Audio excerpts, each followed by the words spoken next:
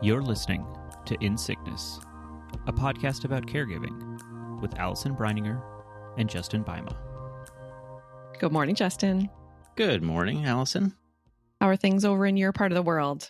I think things are going okay. I had a great yesterday. I was able to take a birding trip for all day with the group, and so we drove around to a bunch of different spots. That was like they had a van, so I didn't have to like drive myself, which was nice to just kind of be shuttled around. And we saw just so many different amazing birds, and we saw some owls, which was incredible. And it was just a great day. Yeah, just nice to have that break kind of. And it's, you know, like I've talked about before, being outdoors, being kind of in nature, it's good for me. It's good for my body to kind of like get out of my head all of the anxieties and things that are going on in life. And so it was a really nice treat. So yeah. Oh, nice. I'm so happy. I mean, I know you said this so many times, but I'm just so happy for you that you live in a place and you have these hobbies where you can like get out and do them. Right. You know, and you could take a day trip birding. Yeah. And that's awesome. Yeah. Good. What about you? How are things going over there? Oh man. Yeah. A lot has happened since we have last talked. But I kind of want to start with yesterday actually, because so yesterday there were two different things that happened in our life in which sort of my caregiving experience came into play. One is that a really good friend of Maya's, actually, it's the daughter of our friend who was on the podcast. Remember our friend Liz who was here? Yeah, right. So her daughter, the one that's good friends with Maya, is back in the ICU and has spent a lot of the last few months in the ICU and is just not doing well.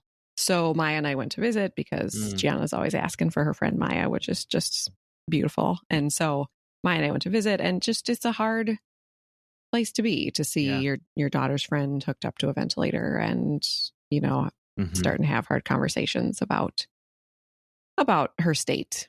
Right. And so there are moments where it's like, I feel like, wow, I am well equipped for this moment. Yeah. And then I also wish, dang, I wasn't well equipped. I wasn't well equipped for this moment, you know? Yeah.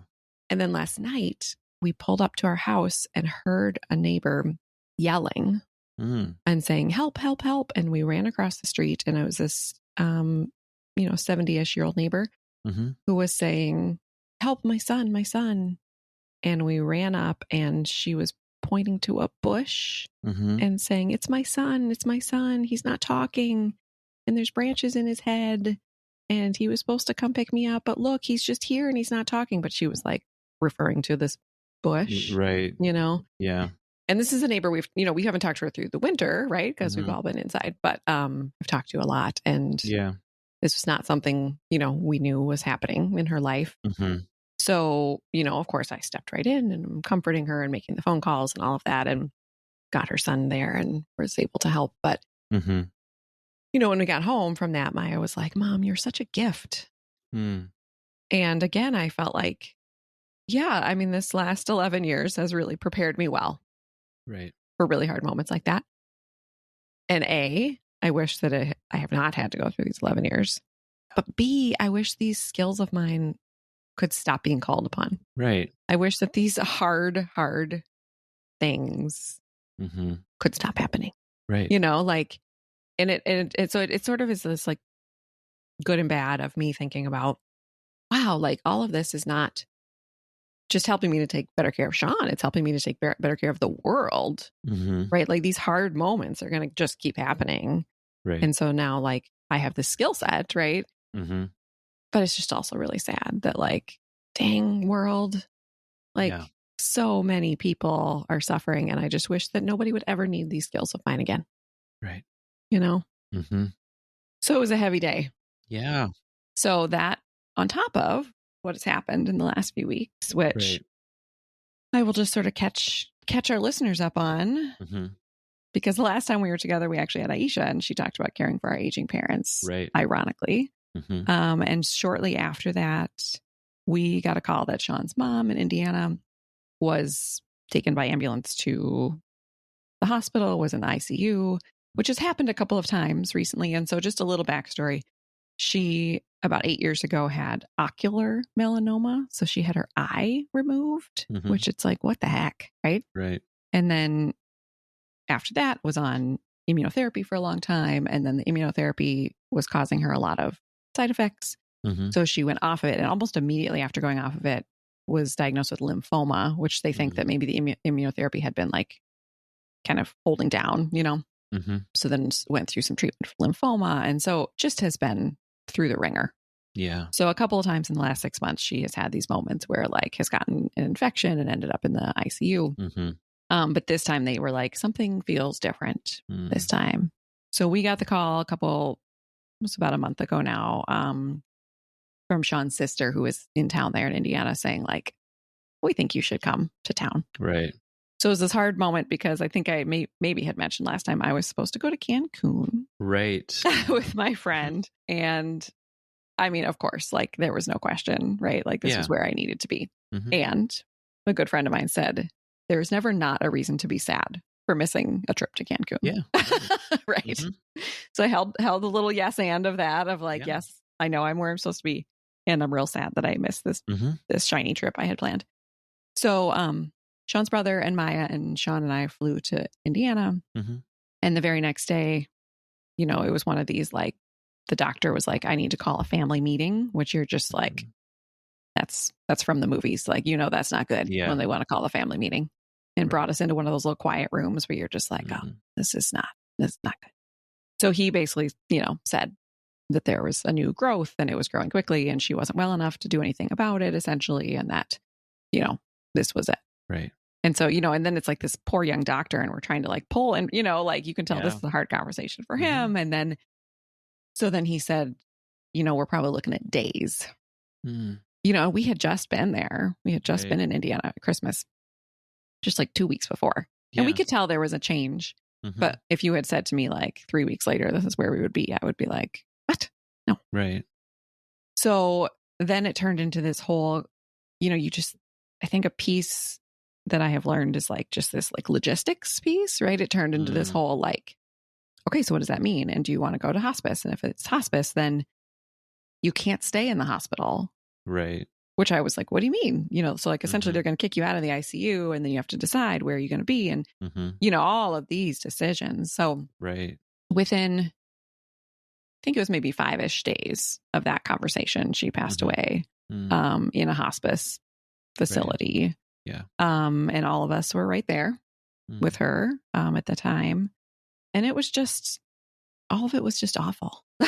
Right. I know I'm supposed to say like it was beautiful and lovely and all that. And I'm glad that all of us could be there with her. Right. I don't think I would call it beautiful. Right. Maybe someday.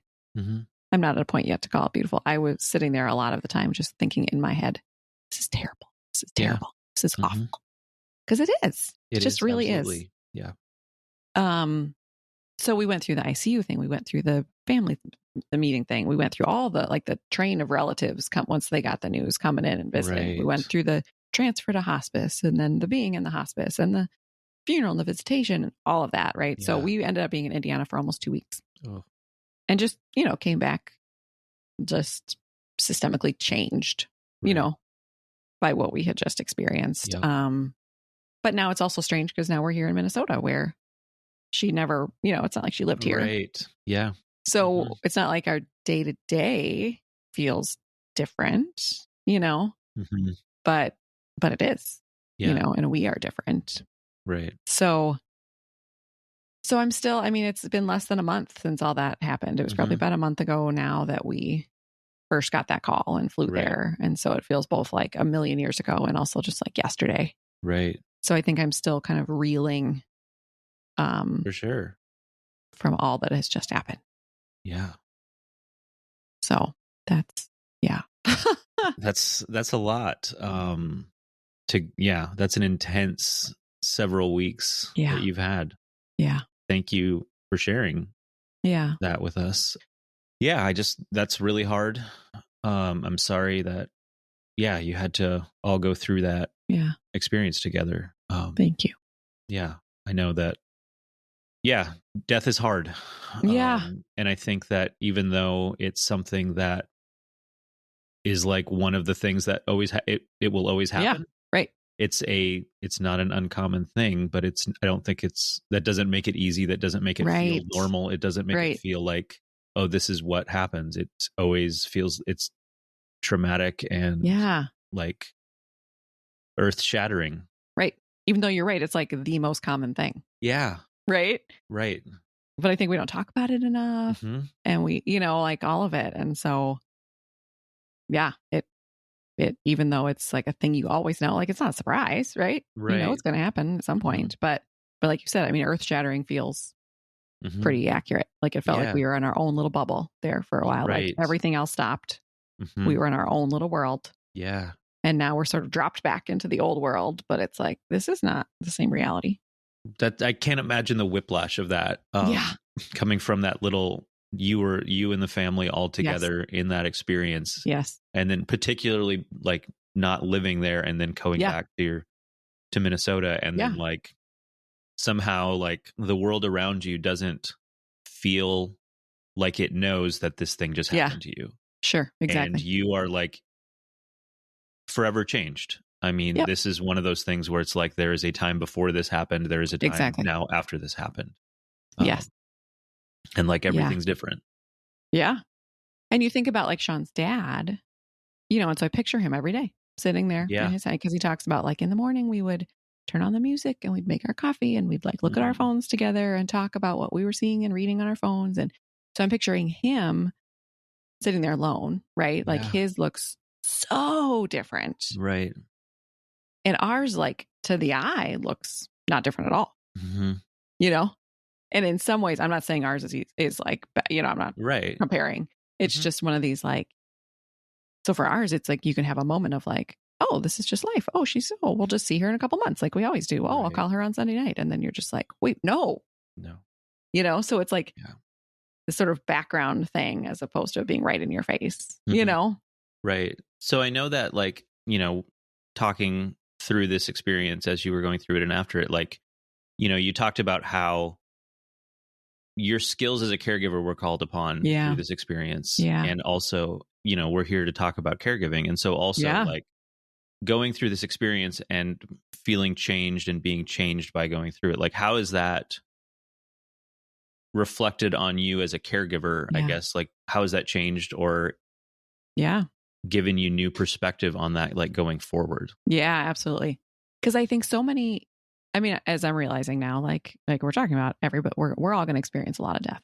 Yeah. I have experienced way too much at my little young age, but we're all going to experience it. But I think that for so many people, like the way I've pictured it is like you experience the death of the person you're caring for. Right. So you might learn some things, but then like your caregiving thing is over.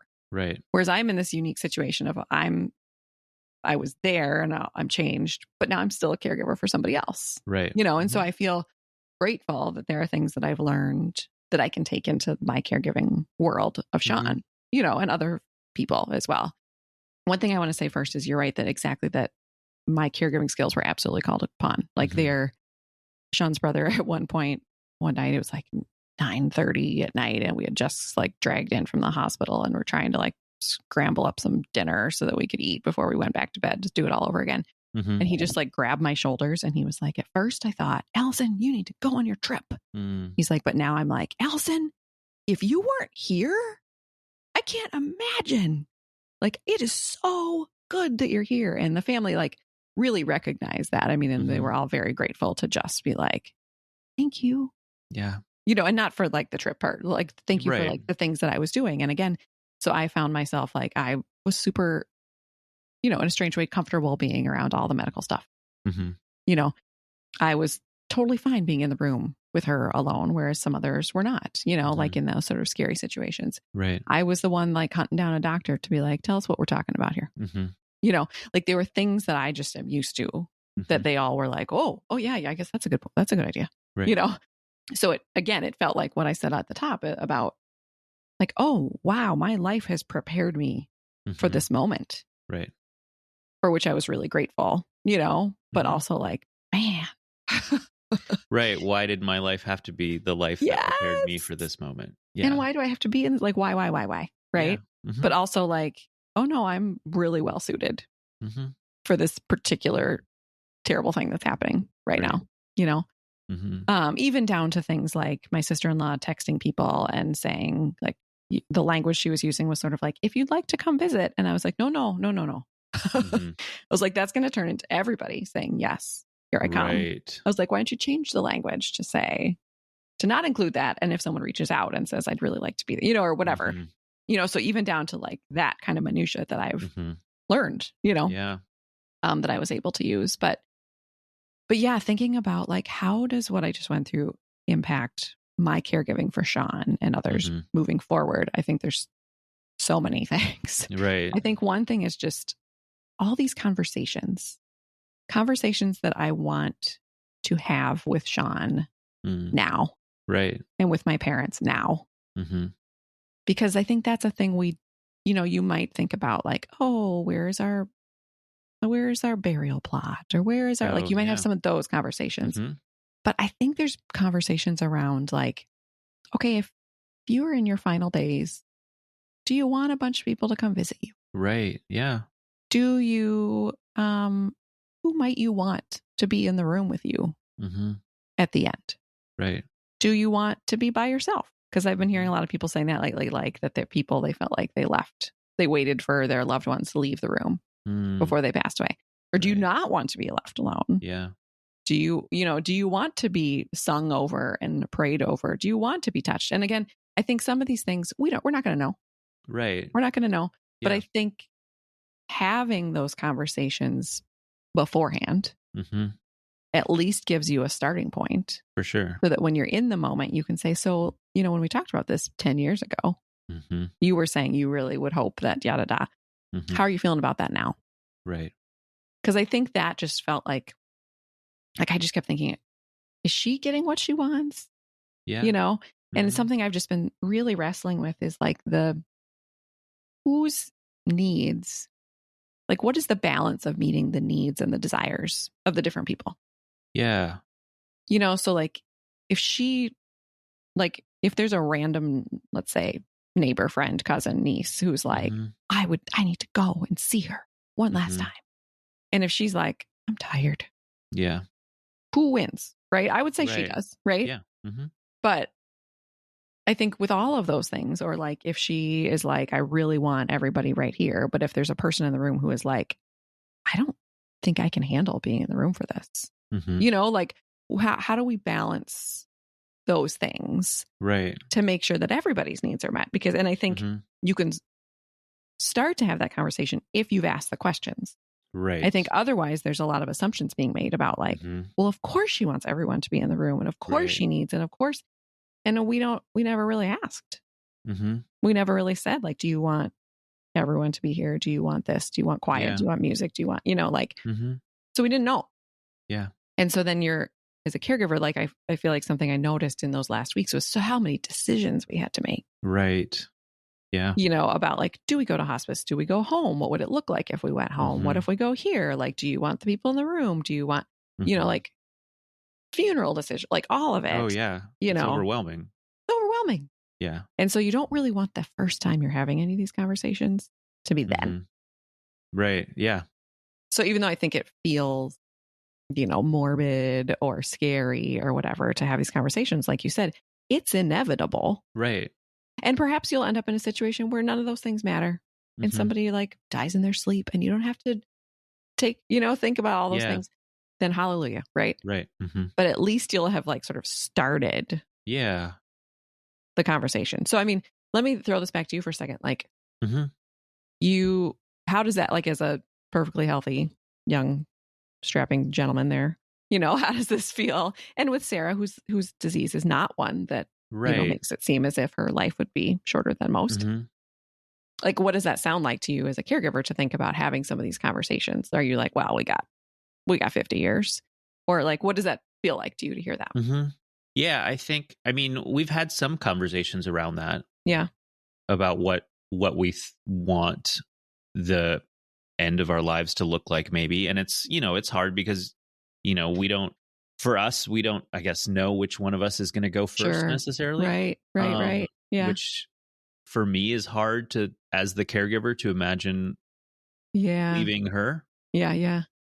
But yeah, we've had some of those conversations. And I think one thing that makes them more acute for us is there's always this, like, when that happens, your kids are step in to like do all of the work kind of. And like, that doesn't always happen, but like, that's kind of the cultural assumption is that falls on your kids, and we don't have that. Yeah. So it feels a little bit more like, I don't know, who's going to be there?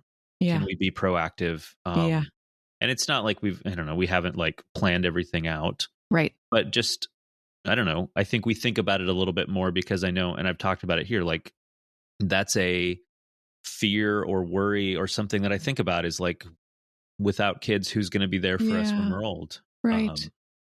That's a hard piece for us, or for me. Yeah. Absolutely. Yeah, I know. And it's like the grieving of, like, when you think about the grieving of that you all have done around not having kids, you think about like you've talked about Christmas morning, like not having like the Christmas morning, like stocking openings, right? Right. But it extends so much further. And so, like you just said, like it extends to thinking of you as a hopefully 90-year-old guy lying in bed, and like, that there aren't kids surrounding you. And what does that mean? And like, it's far reaching. Yeah. That grief and that loss around that. Yeah. Yeah. Yeah. I hear that. I mean, I think about that even with just having one, right? Yeah. And I know I'm grateful to have one, right? But that again was never that wasn't the plan. Yeah. And I think about Aisha last time, right? And she was one, who's like, it was all on her, right? As the kid. And so, yeah, I think that's a huge piece to think about. I think that something that really struck us, and also, like not that long ago, just 2 months ago now, my grandmother passed away. So something that has come up both in that situation and with Sean's mom is the siblings who were not necessarily close in my dad's family spent these last 2 weeks together. The last 2 weeks of my grandma's life, and it really has changed their relationship in a positive way, right? Because they had this time. And I think the same thing for, the crew in Fort Wayne ended up being Sean's dad, Sean, his brother, and his sister, and me. Because Sean and I started dating when we were like 16, right? So it's like I really sort of count myself more as like a kid than an You've in-law. Been part of that family for a long time. Yeah. So even when people would like send stuff to Sean, just Sean, I kind of wanted to be like, hello. Yeah. She was my mom too, Absolutely. So I think that that's a thing to think about for folks who have siblings, right? So even if you're thinking about this in terms of like your parents, right? Is what is that relationship like with the siblings? Because you're going to have to together make hard decisions. Right. And I kept saying that to the group that I was like, I said, because I do webinars on like family dynamics. Like I know that most families, it's not pretty, And so I kept saying that to Sean's siblings of like, we are doing a very nice job right now. Like everyone was really respectful of like, would this be important to you? Would this be important? Like, nobody was like, well, certainly we won't do that. People would just be like, how does anybody feel about this? How does this, So I just think part of it that, and maybe for you, it's like, is there a crew of sorts, and maybe it's your siblings or others? Yeah. Like, what is that sort of community that you can build around you, that looks a little different because it wouldn't be, but is it your nieces and nephews? Is it, like, what is it so that it doesn't necessarily look like that, but that you're sort of not waiting until this really pivotal moment in your family's life to be like, hey, I know we haven't talked in a couple of years, but now let's come together in this really intense moment and make big decisions. Yeah. Right. I mean, because those are intense moments, and like, family dynamics will like tensions, it's just, there's a lot, you're in a pressure cooker trying to do the right thing and making decisions that everybody may or may not be like mentally prepared or like have accepted the reality of. Exactly. And, like that's hard. Yeah. So I think if like the pre-work is like, first of all, if some of those decisions are already made because some of these hard conversations have happened, but if the relationships have been cultivated, right? then you're not going in, because also what often happens with siblings, and we were fortunate, well, whatever, anyway, is that that you revert back to your kid-like self, right? Everybody goes back to their like, my role in the family is to be the da-da-da, right? So even though you're all adults, right, that you suddenly are reverting back to like, well, this is the goofy one, and this is the serious one, and this is the what this one, and the whatever. And that doesn't always serve everybody, right? Yeah. And so even within my little family, I have one brother, like it's something that we've really learned and are trying to cultivate the relationship between he and my sister-in-law and Sean and me and my parents now, because my mom said the other day, she's like, I don't want to wait till one of us is dying, right, for all of us to like start bonding, right? Like, let's start to do more of that now, which I think is just good anyway. Yeah, you know, for sure. Yeah. So I think two big ones at first, I would say, is like, one is the conversations, the having the hard conversations, not just about the logistics, but also about the like the wishes. And I also wonder, like, by having those conversations, you start to picture it, which I know can sound awful and morbid. Yeah, right. But it's almost like a dress rehearsal, you know, like, and maybe we need to have those dress rehearsals of maybe that makes us more prepared. Yeah. For that moment. And again, like we can't know what this final thing is going to look like.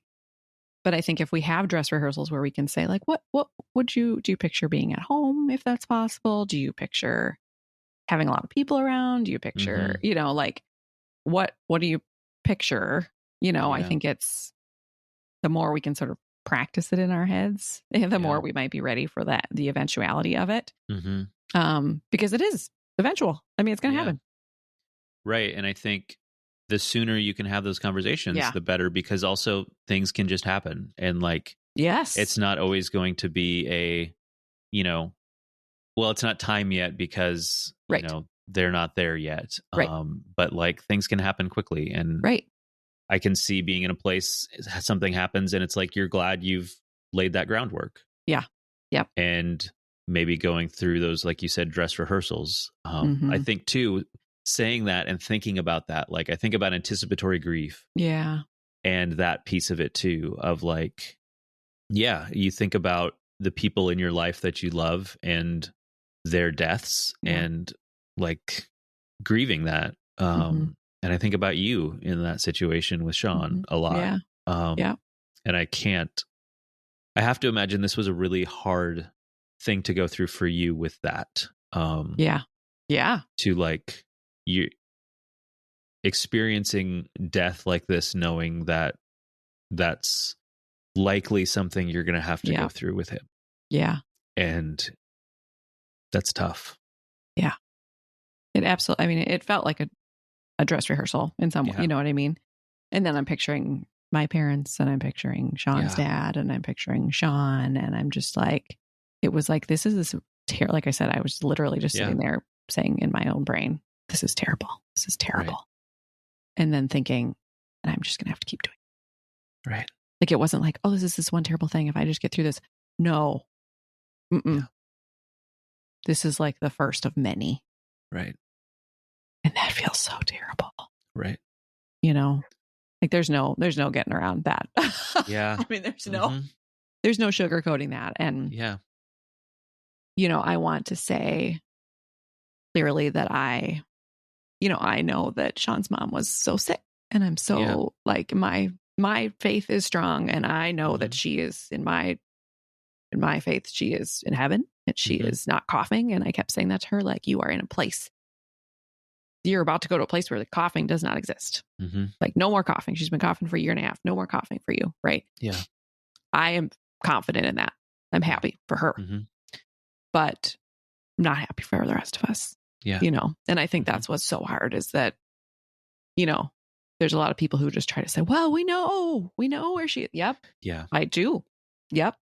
It's not Gretchen I'm worried about. Yeah. It's the rest of us who just lived through this really hard thing. And I think that's why I've been thinking so much about, what about us?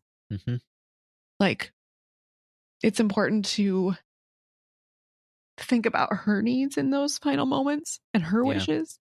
But what about the rest of us who just lived through it and then have to keep living? Yeah. And living with a the memories of what we saw and heard and experienced. Mm-hmm. And we have to keep going. Right. And so, yes, it's important that we meet her needs in that final moment. But I think we need to talk more about meeting the needs of the people in the room. Right. Because we're like, that is an impact that each of us is going to carry. Yeah.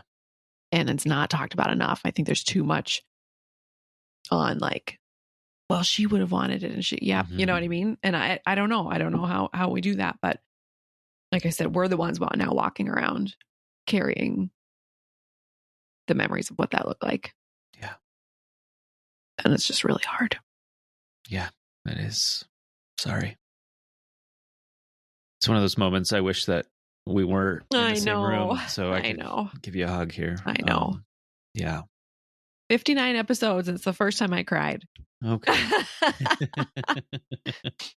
I'm sure it won't be the last, but yeah. No, thank you for sharing in this episode. I know this is hard. I mean, for you. You've been through a lot, and it's a heavy topic. Yeah. It just feels like it's an extension of this negative space piece, right? It's like, right. Absolutely. Like I feel guilty in a way saying that, what about us? Yeah. What about the hard stuff we just went through? What about if we didn't want to be in the room? What if we didn't?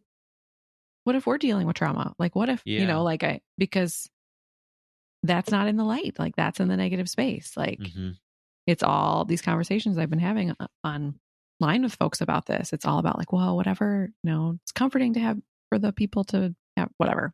Yeah. But yeah, what about the rest of us? And where is that balance? Because I think another piece I realize is that like the dying process can be slow. Yeah. And as a hypochondriac my own self, like I think that was an interesting piece, is that like, often I can be like, well, I think I'm probably dying right now. And I realize like, oh no, it takes a lot. It's surprising. There's like, a lot I've seen that with my grandparents, some of my grandparents. Yeah. It's like you get to that hospice point and you stop all of the like treatments, and it keeps on going. They can hang on for a while. Yeah. And it's hard to see that process. It is. Yeah. Yeah. My mom actually said that last night when I was telling her what happened with the neighbor. And she said, it's so hard to watch. She said something about like someone, I don't know, she said lose their humanity, but just something about that, like for me to see this neighbor last night having this moment where like, that is not who this woman, who I knew this woman as, right? Or to see, Gretchen like slowly, like system by system, sort of shut down. It's like, what? Yeah. It just is like, I don't know. People are like, oh, it's beautiful and it's this and it's that. And I don't know. It just is like, are we meant to see? I don't know, not meant, but to see this, sort of what's the word I'm looking for? It's sort of just like the breakdown of a human. Right. And to watch that happen. And it's like, it's the most natural thing ever. But it's also like, oh. It's terrible. Terrible. Yeah. It's really terrible. Yeah. Yeah. I think when I was saying the piece about how it's not quick, right? It can be a slow process too. I think that also made me realize just about the piece about the balance and taking care of yourself. And I think that can feel hard when you don't know, like, okay, are we talking hours? Are we talking days? Are we talking weeks? If we're talking like minutes, then I'm not going to go back to sleep. Yeah. If we're talking days or weeks, like I maybe need to go to bed, Right. And so something I learned in that moment, and my caregiving skills came out, was the piece of like, I would go to the nurses and doctors and be like, all right, what are we talking about here? Like, what are we looking at? Yeah. Just because they know, like this is their gig and they know what they're looking at and they can give you that piece. But I think a piece for us as caregivers to think about is like, what is our comfort level? So when we're having those conversations with our loved ones, also for us to almost ask ourselves the questions. You know, we might not know the answer yet, but like, where do I want to be? Like, what role do I want to play? What am I going to need? Who am I going to want to be there with me as the caregiver? What am I going to want to witness? What am I going to, you know, like, am I comfortable with thinking about this happening in my house? If this happened in my house, how would I feel the next day? Right. You know? Yeah. We have a good friend who passed away a few months ago from Fanconi anemia, and she so thoughtfully chose a hospice center that was like in a different suburb so that her parents didn't have to drive past it. Oh, wow. And she even though she had a woman who was really connected with her church, had decided to have the funeral at the funeral home so that her parents could go to church and not think of that as the place where her funeral was held. Right. You know, so she was very thoughtful about those things. And some people, I think, feel differently. Some people are like, it's beautiful that this thing happened in my house. And other people, I think, are like, I can't keep walking into this bedroom knowing that this is where this thing happened, you know? So I think in those conversations where you're having with your loved one about, hey, would you want to be at home? Would you not want to be at home? I think to ask yourself, right? How would we feel? How would I feel about if this happened in our home? And then again, you have to like play that hard game, a balance of like, what if they say, I really want to be at home? Yeah. And what if you're like, I really don't want to be at home? You know, like, how do you, but again, can we have those conversations now? Right. Instead of hoping that maybe we never need them. Instead of in that hard moment, you know? For sure. Yeah. Yeah. I keep thinking back to like you talking about like the negative space piece of the family of you being there.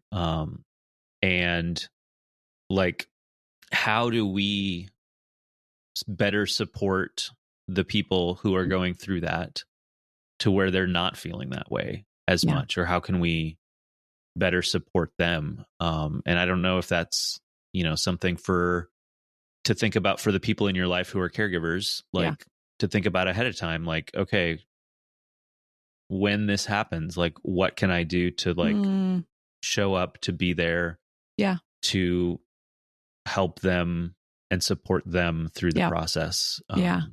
And I don't know if there's anything that stands out from you having recently gone through this experience. That's like, that was a really meaningful thing that someone did, or kind of thing. Yeah. I did for sure have moments of being like, who is taking care of us? Yeah. Like, why is no one taking care of us? Like, we know like most of the people in this city. Yeah. And I think part of it is once I got down to it, I was like, well, I know if we put out a call for something, it would happen. Right. So what could that be? And, you know, realizing like, well, I guess we don't need anything. But it felt like there were those moments of like, why are the five of us doing all the things and we're so tired and whatever. But I don't know. I mean, certainly like somebody brought up a whole pile of food and that was helpful. I think, you know, somebody brought like a box of cookies that we actually ended up like being our lifeblood in some hard moments. I think something that I was really craving was like a hug from someone outside in a bigger circle than us. Because it felt really different to hug each other. Yeah. If that makes sense, because we were like in it together.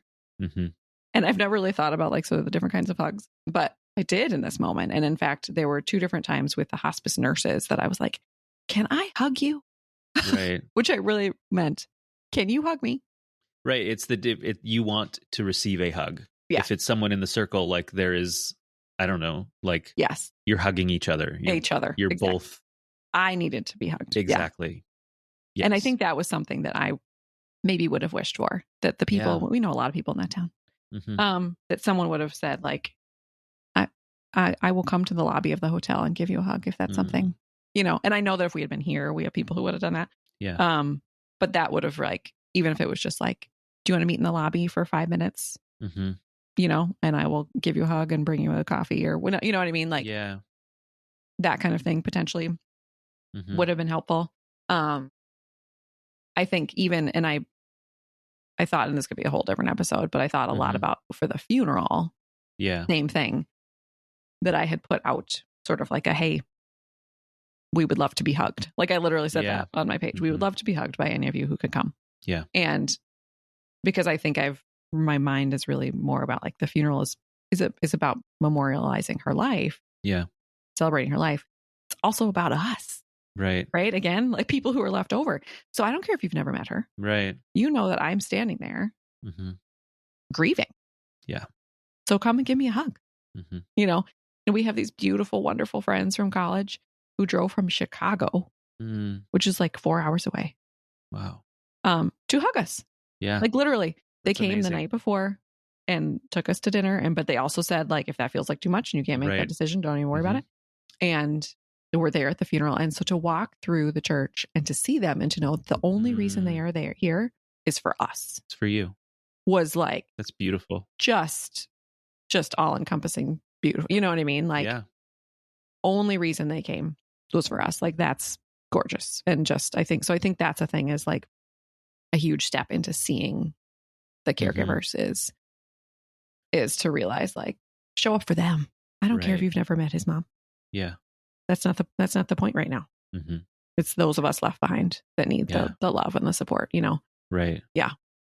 Yeah. I think in those like final days or weeks or whatever it is, like there's a sense where people want to like respect the like privacy of the family. There's this sense that like that's their time. Like I don't want to intrude. And then once maybe, you know, they pass, then it's like, okay, now we can support them or something. Right. A little bit like maybe, or at the funeral, and not maybe waiting for that. Like, and obviously there's a balance. Because that is a very close, intimate time for the people around in that, and there's boundaries to respect and things like that. But also like, something like, hey, I want to give you a hug. Like that. That's not, and I think even difficult thing. Right. And I don't want to get too into semantics, but I want to give you a hug makes it sound like I need to give you a hug. You know what I mean? Right. And so like, this is making me sad, so I need to give you a hug. Right. You know, and instead even to be like, if you need a hug, I'm here, and I would love to, I'd be happy to just meet you in the lobby for 5 minutes. Yeah. Right. You know, and that, I think that kind of thing. Because again, even like when you're saying respecting the family's boundaries, you know, it's different to say, I need to come up here and I need to visit her. I need to visit Gretchen. I need to be there. Right. Like that feels like we need you to respect our boundaries there. Yeah. But to recognize like, ooh, this is a lot that you, Allison, are carrying. Yeah. And I would love to bring you a cookie and give you a hug if that's something that would be helpful. You know, right. Like there's this, it's it's not really a small town, but it feels like it. Yeah. And so somebody that we went to high school with posted on Facebook, like on our thing, and said, I actually was walking through the hospital and saw you and Sean's dad and Adam walking. But you looked, you know, like you were in it and didn't. And so I didn't want to stop you. And later I said, I wish you would have stopped us and hugged us. Yeah. And she was being really respectful. And I appreciate that because I could see it. Some people would have just been like, hello, and I hear what's going on. Right. But, you know, I think that there's that piece too, that it's just sort of like, don't respect so much that you just like leave them alone in it. And again, everybody's going to be different. Some people would be like, I don't want hugs or contact or anything. Yeah. But I feel like that was something that I really needed in that moment. And even my parents flew from Minnesota to Indiana for the funeral. And so and of course they were there for her as well. But it felt like, okay, my people, these are my people. Yeah. You know what I mean? And my mom even said, I don't want to leave your side. I was like, I don't want you to leave my side. Yeah. Right. You know? We could talk on this all day. And I think that there are probably lots of threads we can pull from this that we can learn because, like you said, it's inevitable. So even though this is a caregiving podcast, death and preparing for death and grieving death is part of that. Yeah. And so one last thing I want to say about that is just that the piece, when I was originally thinking about this, I thought, well, I would want to make sure that I continue to like be myself, like, because like Sean's dad, like he said, he hadn't gotten out much in the last 5 years. So to keep doing things that cultivate who I am, that outside of being a caregiver, right? So that afterwards it's not sort of like, who am I? Yeah. But in these weeks watching him sort of start to reach out to this person or reach out to this group? I don't know. It would be interesting to see. I think I'm going to need to reflect on that further, because he probably would say, nope, I'm glad that I did everything exactly right or exactly like that and spent all those moments with her, you know? So anyway, that's something I'm still chewing on. Yeah.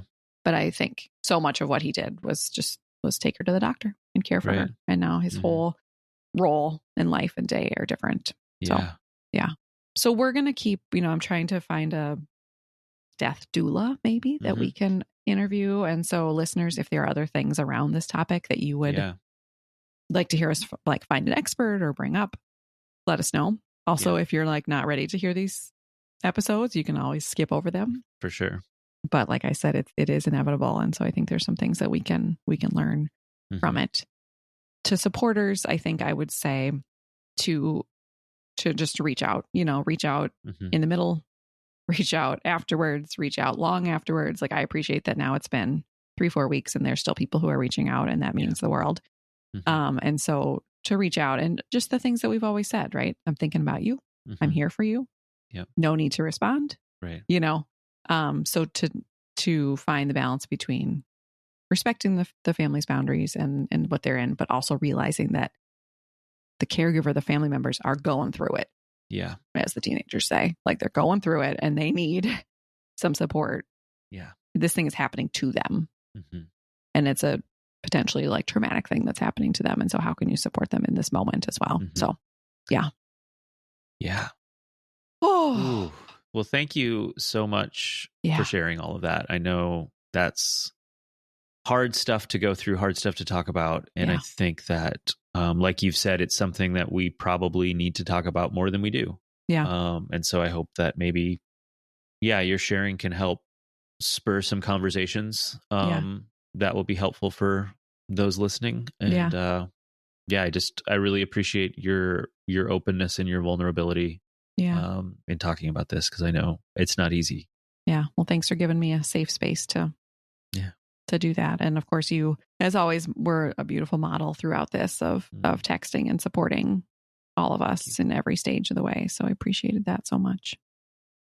I want to say one last thing here on air, and that is that I want to apologize for earlier in this episode when you were talking about kids, and then I leapt into talking about siblings, which can feel, I didn't mean to really be tone deaf about that and go from that to being well, you know what happens when you have a bunch of siblings. So my apologies for that. I didn't mean to be insensitive to the sharing that you did. So thank you for sharing your hard stuff and how that shows up. Yeah. Even in looking towards the future. So thank you. Yeah. All right. I'll talk to you later. I'm going to go blow my nose. Okay. All right. All right. Thank you, friend. Yeah. Take care. Okay. Bye. Bye.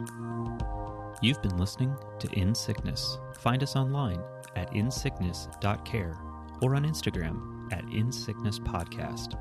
You can send your questions and comments to insicknesspodcast@gmail.com. If you enjoyed the show, please share it with a friend or fellow caregiver, or leave us a review on Apple Podcasts. Thanks for listening, and take care.